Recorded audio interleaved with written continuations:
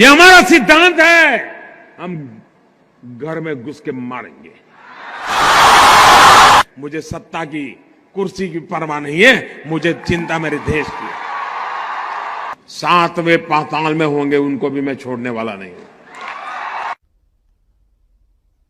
न वहां कोई हमारी सीमा में घुस आया है, न ही कोई घुसा हुआ है,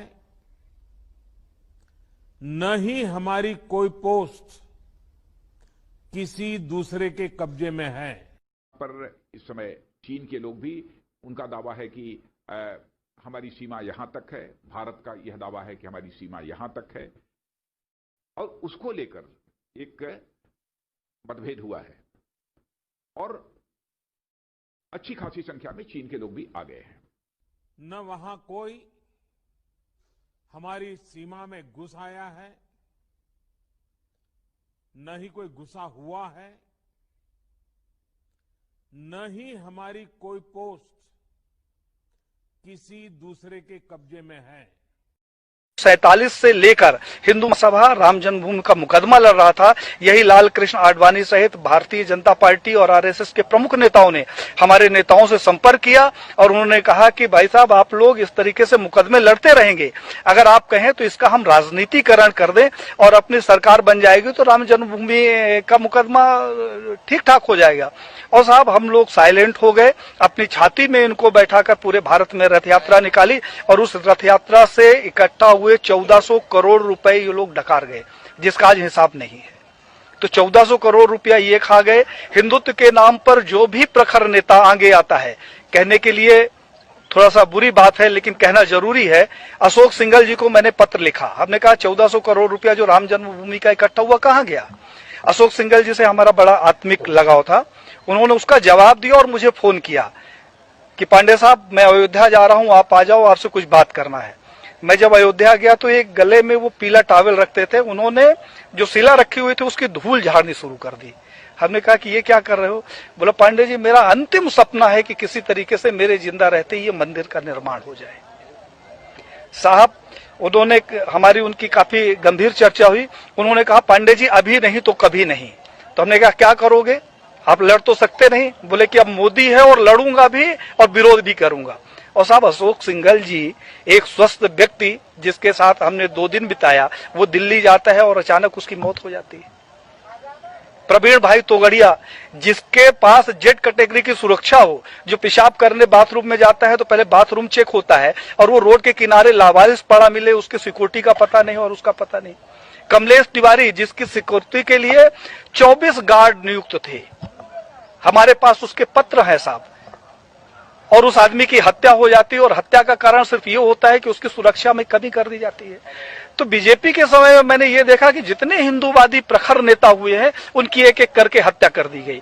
अभी 2 तारीख को हमारे पास लखनऊ से फोन आया, हिंडोला थाना कोई पड़ता है, उन्होंने कहा, हिंडोला थाना से बोल रहा हूँ पांडे साहब, गृह मंत्रालय।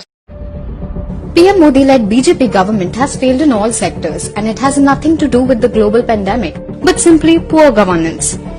Demonetization killed the overall economy. Faulty GST wounded businesses. Chinese intrusion hurt the nation's sentiments and the gross mismanagement of COVID-19 led to a humanitarian, health and economic crisis all at once. India during 2005 to 2015 lifted 270 million people out of poverty.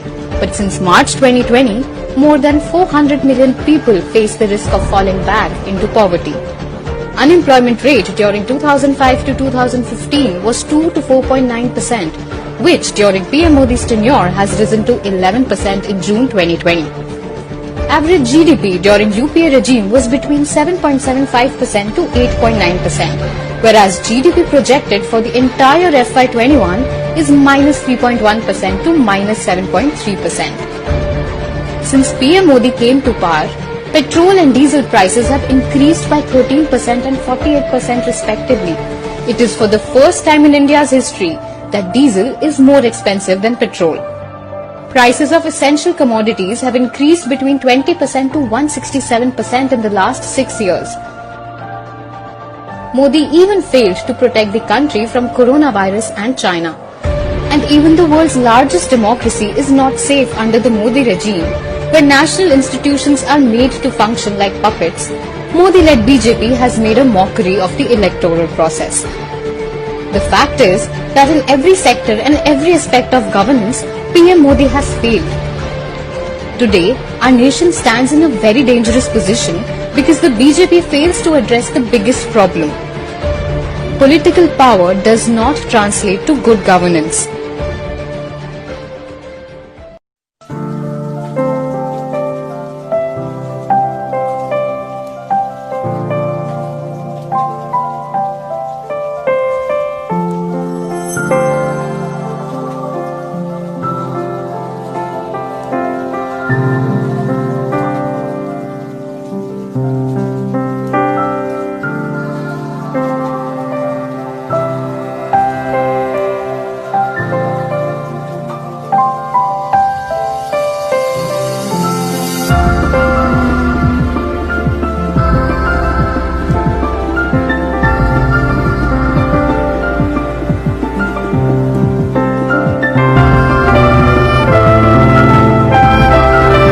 मायूसी की मझधार में डूबता इंसान अक्सर तकदीर के तिनके को अपना सहारा बना लेता है और उसे अपने डूबने का बहाना भी मान लेता है। पर किनारा तभी नसीब होता है जब इंसान अपने अंदर हौसला बटोर कर तैरने की हिम्मत करता, मेहनत करता। किसी ने खूब कहा, खुदा भी उन्हीं की मदद करता है जो अपनी मदद खुद करते हैं।